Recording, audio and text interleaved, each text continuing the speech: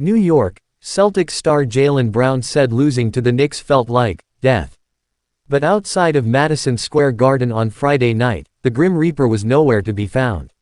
Thousands of fans, many of whom were not born the last time their beloved Knicks played in the conference finals, and many who had enjoyed their share of adult refreshments, packed, shut down, and mosh-pitted their way down 7th Avenue in a scene New Yorkers hope carries them to hoisting the Larry O'Brien Trophy next month, with chants of, "Let's go Knicks" and "F.U. Boston." The world's most famous arena became a royal blue, orange and white-clad party scene unlike anything the city has seen in the past 3 decades, most of which was littered with playoff disappointment, uninspiring play, 11 different head coaches since the turn of the century and a 2-week blitzkrieg that took the city by storm known as Linsanity.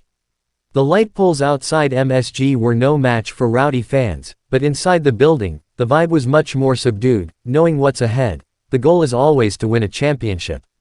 "We've got 8 wins, you need 16, New York Knicks head coach Tom Thibodeau said minutes after his team scored their biggest victory in a quarter of a century. Josh Hart, who had a triple-double with 10 points, 11 rebounds, and 11 assists for the Knicks on Friday, said the Game 5 tape was hard to watch. "We watched film and we were disgusted," said Hart, sporting a semi-closed left eye from taking an elbow in Game 5.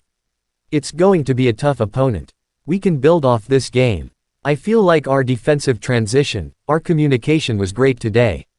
The Knicks did what they couldn't do Wednesday in Boston and rode a big first-half lead in an inspiring defensive effort to close out the world champion Celtics in 6 games and advance to the Eastern Conference Finals against the Indiana Pacers. Game 1 of that best-of-7 series starts Wednesday night, 8 ET, TNT, in New York. But the long-suffering fans and players of this team are not taking anything for granted, especially considering past playoff performances, including blowing a 2-0 series lead to Indiana in last year's semifinal round. The 119-81 rout of the Celtics on Friday night, which was the Knicks' largest margin of victory in a postseason game, did nothing but bring back memories. Still, it also boosted a confidence not seen since Patrick Ewing was roaming the tunnels near 33rd Street in Manhattan.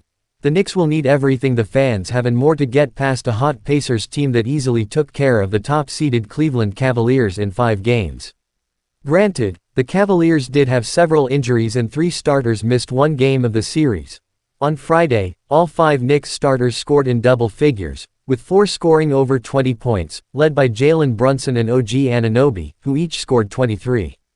The key to the next series may be Anunoby, the team's highest-paid player after signing a 5-year, $212.5 million contract last summer.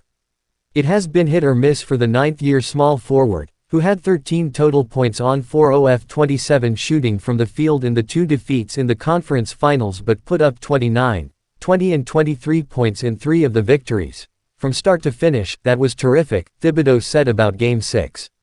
"We knew we had to play 48 minutes against them. They play their style no matter what, and I thought we earned it." Thibodeau quickly put this victory to bed, no matter how satisfying, knowing Indiana awaits. "You've got to win games different ways. Every game is different. There's really no carryover from one game to the next. You have to get ready for the next